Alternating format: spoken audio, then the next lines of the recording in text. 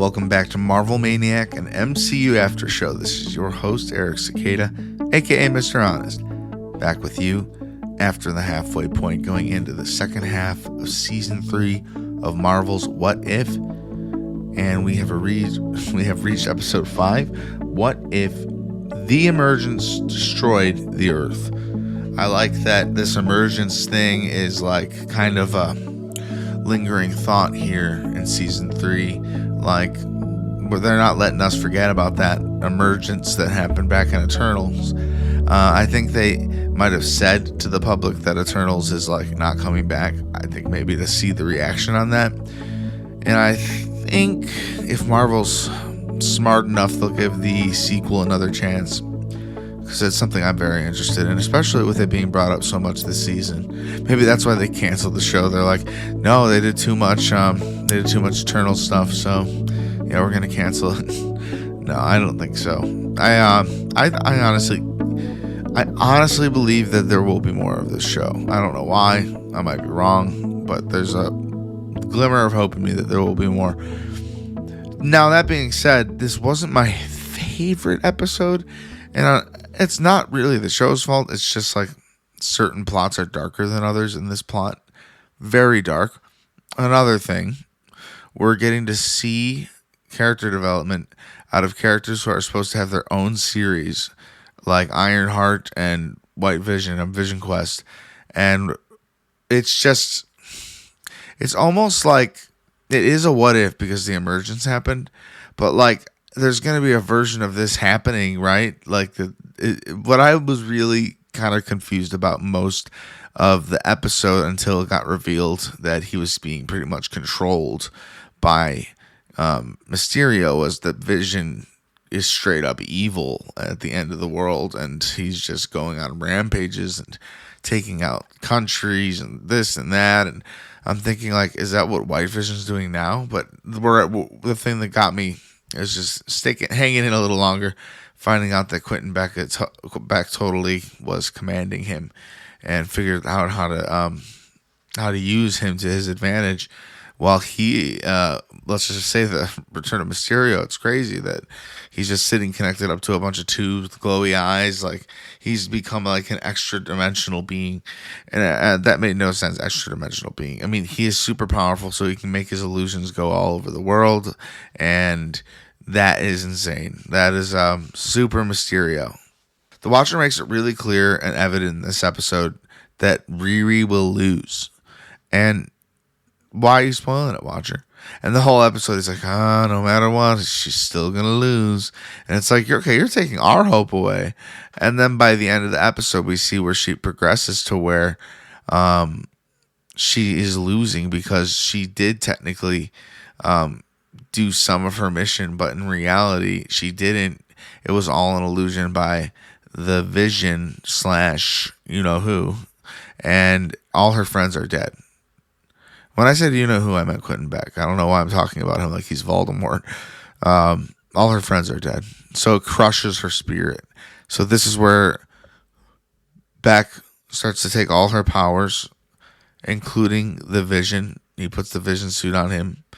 And she's just on the ground crying, and he's taking all her power. And this is the part where the Watcher says, this is it. I can't even watch it anymore. And then he turns around and makes the decision to do something he's sworn he's not been able or allowed to do since like the first episode. And he intervenes again. And might not have been the best choice for the Watcher, as we see at the end of the episode. But he does indeed intervene in a smaller way, but it's all that was needed. A voice in her head giving her the power to push forward and to not give up. And that's the Watcher in her head.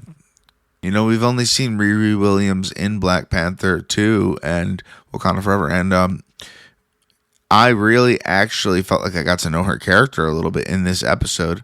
I wasn't disappointed, but a little at first, because I'm like, I don't know this character. Usually the premise of this episode this show is to kind of go off of expectations of characters and stories we already know. However, Riri does have her character intact, And they've made this show like probably a while ago. I'm pretty sure they're already done filming it even. So she has internally characterized Riri, the actress who plays her, and I think she does a great job in this episode. And it does give me a little bit more hype and excitement for Ironheart whenever they decide to release that next year. I'm hoping that they do release it next year. But I think, yeah, I think it's really cool what they do with her in this episode. I always imagined if the emergence did happen, that there would be no Earth left. But there are pieces and crumbles and big continents. So they're like, Earth is still around. Many have died, but Earth is still like has a bunch of survivors, which is inspiring yet scary. I would hate to live in this post-apocalyptic world, you know? And back to the antagonist, another thought on him is what the heck happened to him, you know?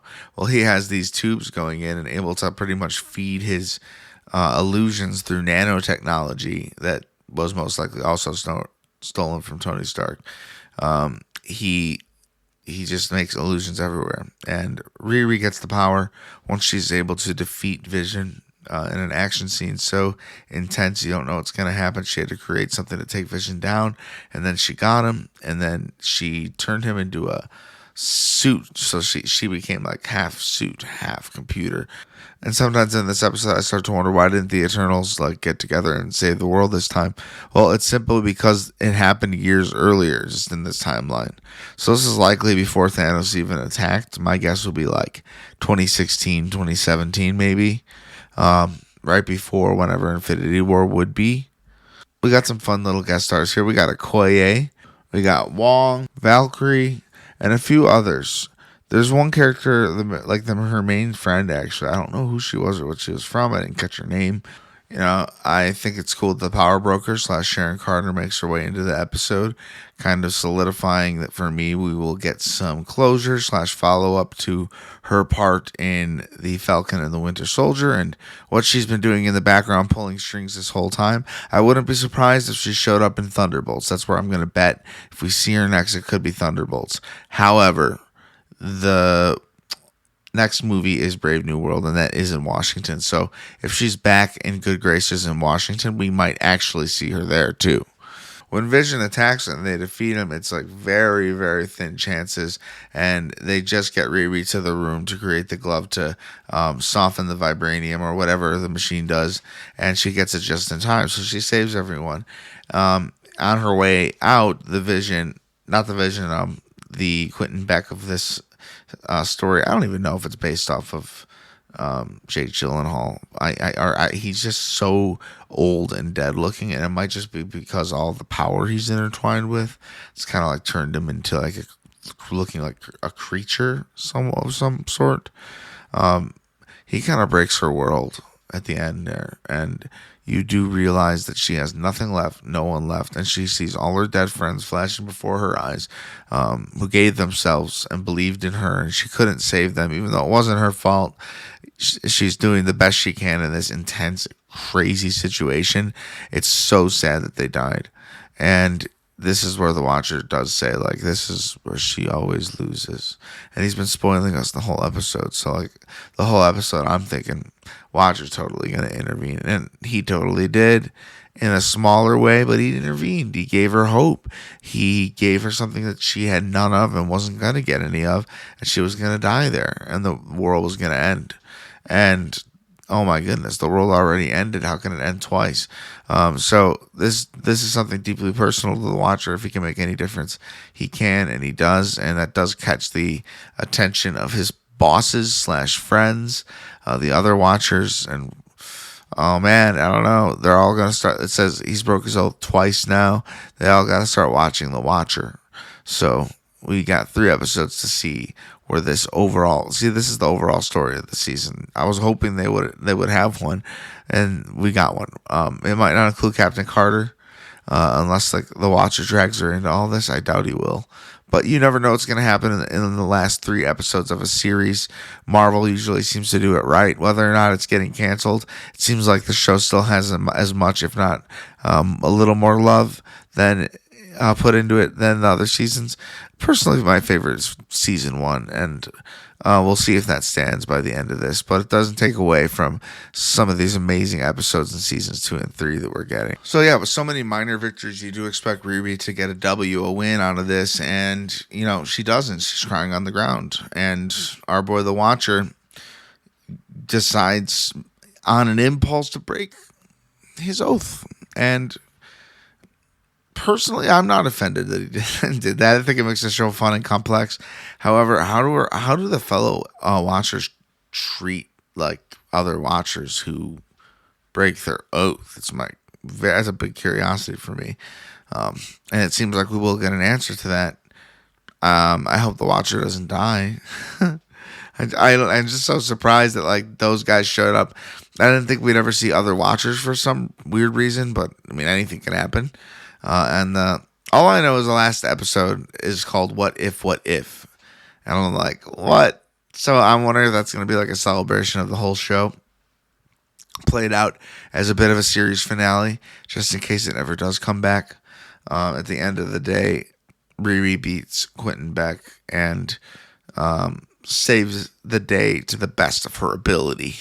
To give what's left of the world assurance, Riri creates a giant Avengers emblem, solidifying her already as an Avenger in my mind. Getting to see her on this journey as a main character and be really kick-ass and awesome and under pressure, it gets me really excited to see the show Ironheart and how that translates over to that show. I think we got to see a little bit of her in Black Panther, Wakanda Forever. However, it wasn't enough. There's a lot going on in that movie, so I can't blame them. However, seeing her in Ironheart will really lock things in for me. I'd really like to hope that this universe goes on prospering and that this Riri kind of helps reshape this world.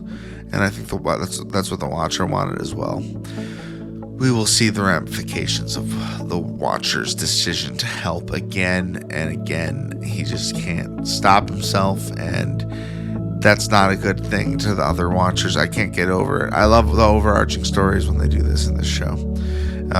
This has been episode 5 of Marvel's What If Season 3. What if the Emergence destroyed the Earth?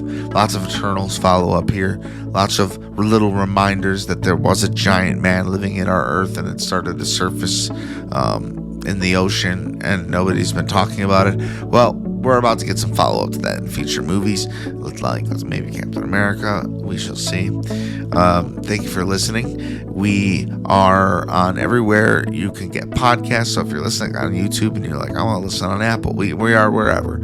And if you are on a platform that we're not on, let us know. We'll get it there. And thank you again for sticking with me through this holiday season. We only got 3 episodes left after this, and it's bittersweet.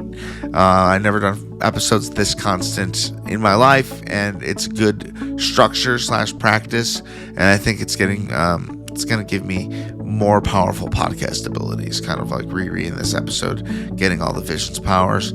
I'm acquiring my power, but it's for good. I promise you, it's for good. That's what all the bad guys say. Would love to hear your feedback. MarvelManiacPod at gmail.com. Give us your take, any ideas or theories, or just some feedback. Whatever you got, MarvelManiacPod at gmail.com. You can also leave a message with a tip in the tip jar, also in the About section of this episode. Never necessary, but always appreciated.